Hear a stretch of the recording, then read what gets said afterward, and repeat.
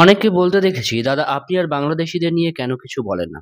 আচ্ছা আপনারাই বলুন, যাদের নেই বুদ্ধি, নেই তর্ক করার মতো জ্ঞান, না আছে ফ্যাক্ট চেক করার মতো নলেজ, তাদেরকে নিয়ে বলা মানে নিজের স্ট্যান্ডার্ডকে নিচু করা না? এই যে এরা ভারতের ৫টা ফাইটার জেট শুট হওয়ার কথা বলে, এরা এটা কোথা থেকে জেনেছে? এদের কাছে প্রমাণটা কি আছে? এরা কি কোনো আর্টিকেল প্রথম থেকে শেষ পর্যন্ত পড়ে? সে বিবিসির আর্টিকেল হোক, বা সিএনএন আর্টিকেল, বা ব্লুমবার্গের আর্টিকেল, বা নিউ ইয়র্ক টাইমসের আর্টিকেল, যদি পড়তো তাহলে বুঝতো এই সকল আর্টিকেল পাকিস্তানের ক্লেমকে কোট করে। তারা নিজেরা কিছু বলে না। এরা এতটাই মূর্খ যে এরা বলে যে সিএনএন বলছে, নিউ ইয়র্ক টাইম বলছে, ব্লুমবার্গ বলছে। আরে ভাই, এরা বলছে না, এদের কোনো সোর্স নেই। এরা সবাই পাকিস্তানের ক্লেমকে কোট করে বলছে। যারা এইটুকু সামান্য জিনিস বোঝে না, তাদেরকে আমি কি করে বোঝাবো? এখন আমি যদি নাম ধরে ধরে বিদেশি সমরবিদদের দ্বারা কোট করা পয়েন্ট বলি, সেটা আবার তারা বিশ্বাস করবে না। এরা আননোন পাবলিকদের কথা বিশ্বাস করবে। কিন্তু নাম ধরে ধরে তুমি যদি বলো যে অমুক এটা বলেছে, সেটা এরা বিশ্বাস করবে না। কারণ এটা এদের প্রোপাগান্ডাতে ফিট খায় না। এরা জানেই না যুদ্ধ জয় কাকে বলে।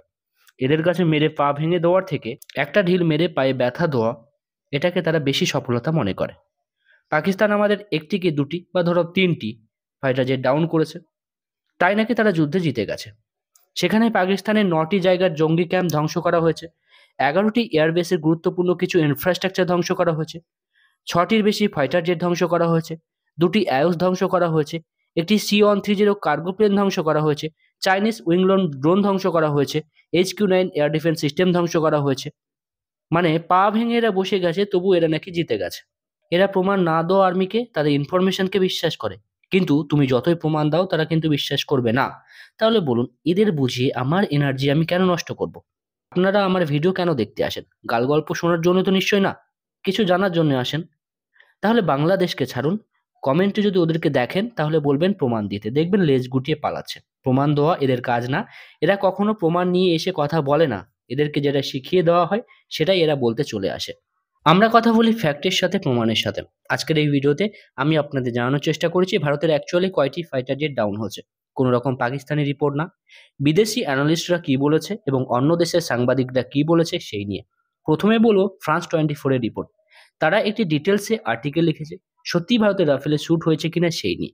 France 24 যারা পাকিস্তানের ক্লেম করা সব রকম ইমেজ এবং ভিডিও ফুটেজ স্টাডি করেছে, করে একটা রিপোর্ট পেশ করেছে। সেটা আপনাদের সামনে তুলে ধরছি। আপনারা গুগলে গিয়ে সার্চ করে আর্টিকেলটা পড়তে পারেন। আর্টিকেলের টাইটেলটা ঠিক এরকম: did Pakistan shoot down 3 Rafale jet in Kashmir clashes. আর্টিকেলটা লেখা হয়েছে 12ই মে 2025-এ। আর্টিকেলে বলা হচ্ছে ৬-৭ মে রাতে পাকিস্তান স্ট্রাইক করে ভারত। সেই স্ট্রাইকের পর পাকিস্তান আর্মির স্পোক্সম্যান লেফটেন্যান্ট জেনারেল আহমেদ শরীফ ক্লেম করে ৫টি ভারতীয় বিমান ভূপাতিত করা হয়েছে ভারতের সীমানাতে, যার মধ্যে ৩টি রাফেলে, একটি MiG-29 এবং একটি Su-30MK। কিছু পাকিস্তানি ইন্টারনেট ইউজার্স ক্লেম করে তাদের কাছে ভিডিও ফুটেজ এবং ইমেজ আছে, সেগুলি দিয়ে প্রমাণ হয়ে যায় যে রাফেলে ফাইটার জেট শুট হয়েছে। এবারে যে যে ফটোগুলো দেখানো হয়েছে সেগুলি এরা বিশ্লেষণ করে, মানে France 24 এর লোকজন বিশ্লেষণ করে। প্রথম ছবি এটা। এই ছবিটি খুব ভাইরাল হয়েছে, আপনারা সবাই জানেন। এটা পাকিস্তান থেকে পোস্ট করা হয়। এটা রাফেলের ফাইটার জেটের ধ্বংসাবশেষ বলে তারা পোস্ট করে। কিন্তু যখন ছবিটাকে রিভার্স সার্চ করা হলো, দেখা গেল 21শে মে 2021 সালের MiG-21 এর ক্র্যাশের ছবি এটা, যেটা পাঞ্জাবের মোগা এলাকাতে ক্র্যাশ হয়েছিল। এবারে এই ছবিটা দেখুন। এই ছবি যে ডেব্রিস গুলোকে আপনারা দেখতে পাচ্ছেন, এটাকেও রাফেলে বলে চালিয়ে দিয়েছিল। এটাকেও পাকিস্তানি ইউজার্সরা পোস্ট করে।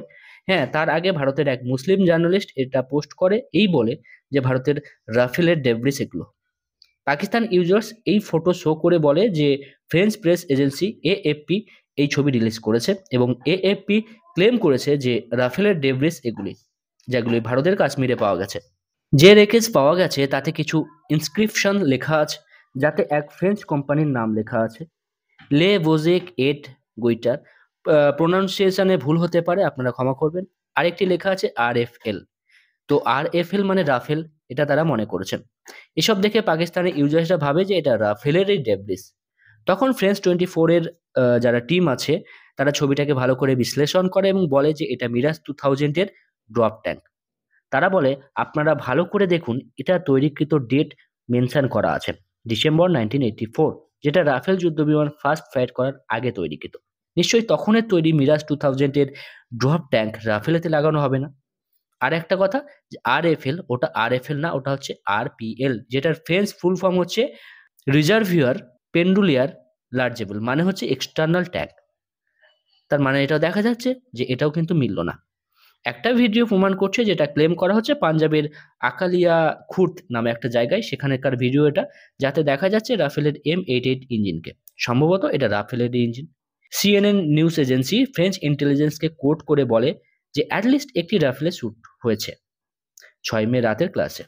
CNN যখন ফ্রেঞ্চ ইন্টেলিজেন্সকে কোট করে কথাগুলো বলেছে, তখন ফ্রেঞ্চ 24-এর team French ministry of arm ফোর্সের কাছে চলে যায়। তখন ফ্রেঞ্চ মিনিস্ট্রি অফ আর্ম ফোর্সের তরফ থেকে জানানো হয় তারা এই রুমোর্স নিয়ে কোনো কমেন্ট করতে চায় না। তো আমরা ফ্রেঞ্চ 24-এর বিশ্লেষণ থেকে এটা জানতে পারি যে একটা রাফেলে জেট ডাউন হয়েছে। 3টে তো কোনো মতেই না। যারা 3টে বলতে আসবে তাদের কাছে আমি প্রমাণের দাবি করছি। এমন কোনো ইমেজ, ভিডিও বা আর্টিকেল, যে আর্টিকেল পাকিস্তান লেখেনি বা পাকিস্তানের ক্লেমকে কোট না করে লেখা, তেমন আর্টিকেল কেউ যদি দেখাতে পারে, আপনারা প্লিজ আমাকে দেখান। আমি কিন্তু ভারতের ক্লেম করা আর্টিকেল দেখাইনি, পাকিস্তানের ক্লেম করা আর্টিকেল দেখাইনি, আমি বিদেশের এক আর্টিকেল কিন্তু দেখিয়েছি। এবারে আসি নাম করা এক সমর বিশেষজ্ঞ, তার ক্লেমে। তিনি অস্ট্রেলিয়ান এক সমর বিশেষজ্ঞ, নাম টম কুপার। তিনি এরিয়াল ওয়ারফেয়ারের অ্যানালিস্ট। এখনো পর্যন্ত 50-এর বেশি তিনি কিন্তু বই লিখেছে। Iran Iraq war, Iraqi Mirage, hot skies over Yemen, Libyan air wars, Arab Israeli wars নাম অনেক নাম করা বই তিনি লিখেছেন। এছাড়াও Helion's at the rate war book সিরিজের তিনি কিন্তু কো এডিটর। এনার ব্যাপারে ডিটেলসে বললাম, কারণ ভারত পাকিস্তানের মধ্যে যদি নিরপেক্ষ অ্যানালাইসিস দেখতে চান, তাহলে এনাকে শুনুন, এনার আর্টিকেল পড়ুন, তো আপনারা ভালোভাবে বুঝতে পারবেন। তো আমরা এনার ক্লেমকে আমরা এখানে দেখব। আপনাদের বলে দিই, তিনি ভারত পাকিস্তানের কনফ্লিক্টের উপর অনেক আর্টিকেল লিখেছে, তো সময় পেলে আপনারা পড়বেন।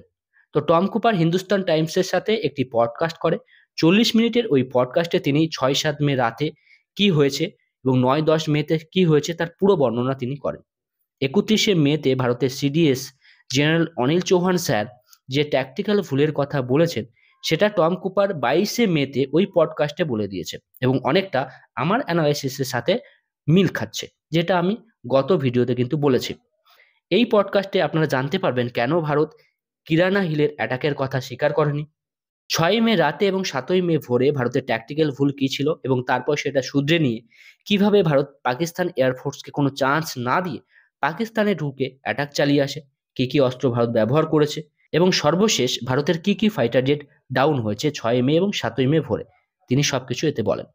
পডকাস্টের প্রায় 35 মিনিটে চলে যাবেন, সেখানে মিস্টার কুপারকে বলতে শুনবেন ভারতের একটি রাফেলে, একটি MiG-29 এবং একটি মিরাজ 2000 শ্যুট হয়েছে।